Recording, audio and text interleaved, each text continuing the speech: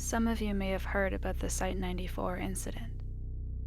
Police investigated the laboratory of a small pharmaceutical company in Montana that had mysteriously lost connection with the rest of the company. They found everyone in the lab dead. The scientists, the test patients, everyone. All dead. Even the pet bird kept in the lobby. Officials stated that the deaths were to be attributed to a gas leak and not a single person who worked on the site survived. Well, the officials are lying. I know they are because I used to work there. I had just gotten out of college. My uncle, who worked at the company, was pretty high up on the corporate ladder and was able to get me a job there. An entry-level job, and I'd have to move to work there. But the pay was good, and I had always dreamed of living out in the countryside. Why not? I thought. What's the worst that could happen, right? Work my way up the ladder, eventually become so important I can live anywhere I want and still get paid well. It'd take a lot of work, yeah, but it'd be worth it. My first 5 months on the job were fairly uneventful. I got the routine down and learned about what it's like to work at a real lab. It's stressful, which is to be expected, I guess. The head scientist at the site was Dr. Richard Fulkrug, a brilliant, kind, seasoned scientist who made a name for himself working on cancer research in Switzerland. He helped me in my first weeks to get acquainted with the system. I would have probably been fired long ago if not for him. Dr. Fulkrug had a dream. He'd talk about it non-stop, at lunch, at closing time. I have to admit, I respected him a lot for it. He wanted to cure psychopathy. He had a cousin who was diagnosed as a psychopath, and thus he dedicated his entire life to curing it, researching everything he could. But according to him, the company wasn't willing to give him the assets to cure something that couldn't be cured. So whenever he talked about it, we would all just kind of roll our eyes. On September 16th, 2022, about 4 months into my job, everything changed. I had arrived at my usual time. We didn't usually start researching until noon. We'd have briefings on the day's agenda at 10, have a quick lunch at 11, and then head to work. I was in the lobby chatting with the security guard. His name was Larry. He was a chill dude. He spent some time in the army, eventually got into working as a security guard. We enjoyed just talking while people streamed in, having a cup of coffee. It was a nice tradition. At around 9:32, Dr. Fulkrug runs in. He's in an awfully cheery mood, giddy, like a schoolgirl. Me and Larry exchanged odd glances as he ran past, presumably into his office. "What the fuck was that all about?" Larry whispered to me. "I don't know. Should I go see?" I replied, gesturing to where his office was. Larry nodded, and with that, I headed to his room. I tapped lightly on the door frame. "Come in," I heard Dr. Fulkrug say. I tentatively entered the room. "Is everything all right, Dr. Fulkrug? You were in quite a hurry to get into your office." Dr. Fulkrug motioned me to come over to his side. He said, "Everything is quite all right, my friend. I am elated, filled to the brim with joy. Just read this email and you'll see what I'm so thrilled about." I hunched over to read the screen. "Dear Dr. Richard Fulkrug, after careful consideration, the decision has been made by the board to greenlight your project to cure the mental illness of psychopathy." Dr. Fulkrug, that's fantastic. You can finally do what you always wanted to do. I had never seen Dr. Fulkrug smile as much as he did that day. About 1 month passed without a change to our schedule. I chilled in the lobby with Larry, went to conferences, then got to research. The agenda was usually working on COVID-19 cures, sometimes being allocated to other departments. One night, though, I received an email from Dr. Fulkrug that read, "Dearest colleagues, the company has agreed with the local Saywood Asylum. They have agreed to transfer one patient dealing with psychopathy to SITE-94. If you receive this email, you have been allocated to the research group on curing this subject. I expect all of you to be here at the site tomorrow by 9 to oversee the transfer." I smiled to myself. Fulkrug had finally done it. I couldn't sleep at all. Thoughts of what would happen tomorrow ran through my mind. Arriving at 8:30 a.m., there were already some people there. Larry was there, as always, and Dr. Fulkrug was there, gleaming with joy.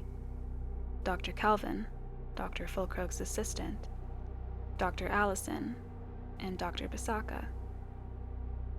Everyone was buzzing with excitement. Finally, at 9, we saw a truck with the ensign of the Saywood Asylum roll into the parking lot. 2 guards stepped out and went to the back, opening the door and motioning for the patient to come with him. A man exited the van. He had a shaved head, and his hands were bound together with handcuffs. I instantly recognized him. He was Jeff Harrison. Now, anyone who knows anything about the modern criminal history of Montana knows Jeff Harrison. In 2013, he was a normal member of society. He had a nice, well-paying job, a loving wife, and 2 beautiful children. However, on December 29th, he just snapped. He went crazy and killed his entire family. After he killed them, he wandered the streets, covered in his family's blood, and tried chasing anyone he saw. The police were thankfully able to apprehend him before he was able to hurt anyone. He was diagnosed with severe insanity and condemned to the Saywood Asylum. No wonder there were so many guards. I counted about 6 following him. Dr. Fulkrug went out to meet them. I didn't catch the conversation, but I guess one of the labs had been converted into a temporary holding cell because that's where he led them. Jeff didn't seem to be too eager to have a conversation. He ignored Dr. Fulkrug's questions, looking down at the floor. At 1 p.m., we got to work on the cure. I had no idea how to go about it, but Dr. Fulkrug did, so we all just followed their lead. Dr. Fulkrug claimed that if we made a pill that made the body stronger, we could make the body so strong that it beat the mental illness. I've never heard of this idea. If it was true, then why hadn't it been done before? I had so many questions, but I trusted Dr. Fulkrug. He knew what he was doing, so I just shut up and enjoyed the ride. After all, being part of a group that cures a mental illness, that will certainly help me in life. The first couple weeks were just researching. At first, it looked like everyone had doubts and nervous glances across the room. But at the end of the day, Dr. Fulkrug was the most trusted man at that site. Nervousness was put to the side as we went to work. The prototype pill was fed to Jeff in late November. The pill certainly had some results. Jeff experienced heightened awareness and a brief episode of sanity. At that time, he and Dr. Fulkrug held a conversation. It was tragic. Anyone who had not known Jeff's past at that moment would have assumed he was a respected man in society. He was well-spoken and well-educated. I would have thought he was just a scientist who worked here. but it didn't last. About an hour into his episode of sanity, he reverted to his condition and attempted to lash out at Dr. Fulkrug, but was held back by the guards, who were ordered to stay at the site as defense. It was a miracle. Despite the disappointing end, we were invigorated to continue research. This was going to work. In the second half of December, a new pill was created. When exposed to it, Jeff seemed to have a quicker reaction time, turning nearly immediately at the sound of the exterior door opening to enter Dr. Fulkrug. He then experienced a full day of sanity. He was allowed to stroll through the garden outside and eat in the cafeteria with us, albeit heavily guarded. At 11:06, he reverted once again. He was subdued and put back in his cell. An internal debate began in the group. 3 scientists, led by Dr. Allison, believed they had done all they could. A pill that cures them for a day is already fantastic. It could be sold as a pill that's taken daily. It would help the patients and also secure continuous profit for the company. But Dr. Fulkrug disagreed. This wasn't about profit. This was about helping these people. And the only true way to help them was to make a pill that cures it permanently. Eventually, a vote was held, and Dr. Fulkrug's plan won 9-2. I voted for Fulkrug's idea. Over the next couple months, we worked hard on the super pill, as Dr. Fulkrug called it. This was gonna be the one that cured it. The pill failed many times. Each time, Dr. Fulkrug was more visibly frustrated than the last. Finally, on March 25th, the pill was finished. The pill was planned to be tested on the Friday of next week. Though the pill was finished, it had to be analyzed to make sure it was right. It had to be perfect. On Thursday, I fell ill. A bad pizza had me stuck in bed, vomiting into a bucket. I contacted Dr. Fulkrug to tell him that I would have to miss the test. He was sympathetic, but understood and wished me a speedy recovery. I groaned. I had worked on this pill with the group for months, and I wouldn't even be one of the first to see the fruits of our labor. Or so I thought. At 2:21, roughly, I received a FaceTime from Larry. Groggily, I picked up the phone. "Dude, we're about to start the trial." I sighed. "Larry, I'm kinda sick." Yeah, I know, but come on, man. You helped the scientists work on this. You deserve to see it." Larry flipped the screen of the camera. Jeff had been fed the pill, and Dr. Fulkrug entered the room. "Hello, Jeff. Are you there?"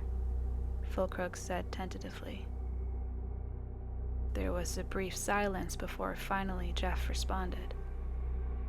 "Ah, hello, Doctor. I am here. How are you today?" The ensuing conversation was fairly run-of-the-mill. They discussed the pill. Jeff almost cried tears of joy. He had been freed from a curse that had robbed him of his life. He explored the facility in depth. He was shown the lab where the pill had been made. Jeff tried to open the door, but the handle was crushed in his hand. "What the?" "Oh, yes. That's how the treatment worked. We had to strengthen your body so that it could fix itself. In all the others, we raised awareness in the mind and reaction time, but those would only result in short-term solutions. By increasing the strength, we've given the body the strength to resist it. It will certainly take some adjusting to, but eventually, you'll be able to live a normal life without any hiccups." "I see." Suddenly, I heard a crash. Larry flipped the camera to me and said, "Hang on, dude. I'll call you back." And then he hung up, leaving me alone, utterly confused about what happened. I never received a call back from Larry. I figured he was busy, but something didn't quite sit right with me. I waited all weekend, waiting for his name to pop up on my phone, but it never did. On Sunday, at 7 p.m., I heard a knock on my door. I opened the door, and 2 men in suits were waiting there. "Hello, you are Weston Adams, correct?" Yeah, that's me. What seems to be the problem?" I peered at the officers, trying to figure out what branch they were. They didn't look like police, but I didn't recognize the badge on their shoulders. "May we step in?" The agent's request broke me out of my trance. Yeah. Sorry, it's not well organized." "It's fine. We've dealt with worse." I motioned them onto the couch, and they took a seat. I noticed the blonde-haired agent set a recording device beside him and turned it on. The brown-haired one then spoke. "Dr. Adams, we are of the understanding you worked at a local lab, SITE-94. Is that correct?" That is correct. Why?" The 2 agents exchanged glances. There was a strained silence, and then finally, the blonde one spoke. "There was an incident in your lab. I'm sorry, but all of your colleagues are dead." The news hit me like a brick. Larry, Dr. Fulkrug, all of them, dead? It couldn't be. I had been talking to Larry just a while ago. It felt surreal. I felt something rising in my throat, which I finally let out. "What happened?" The brown-haired one pulled out a manila folder, giving it to me. I opened it and was shown the mugshot of Jeff Harrison. "From what our agents on the field were able to understand, your lab was working on a cure for the condition of Jeff Harrison. Is that correct?" Yes, we were working on developing a cure for psychopathy. It was spearheaded by Dr. Fulkrug. What happened?" "We've been able to piece together what we believe is the timeline of what happened. At 2:20, a pill was given to subject Jeff Harrison. The pill, from what I gather, increased the body's strength in an attempt to halt his illness from controlling the brain. This worked for a time, but then at 2:35, it halted. The normal brain state took back control, but the abnormal strength did not. The patient went into a state of uncontrollable rage and killed everyone present at the facility, including Dr. Fulkrug. He then escaped through a window, and his current whereabouts are, as of now, unknown." That was a lot to take in. "Everyone?" "Everyone but you. Which is why we came here. Why were you absent on that day of all days?" "I'd come down with a stomach bug and was given the clear to stay home by Dr. Fulkrug." "You knew nothing about what would happen when the pill was taken? No tinkering or anything of that nature?" No. Dr. Fulkrug, Larry, everyone at that site were friends. Maybe even family. I would never kill them." The 2 officers looked at each other. I could tell they were deciding what to think of what I'd said. Finally, they looked back at me.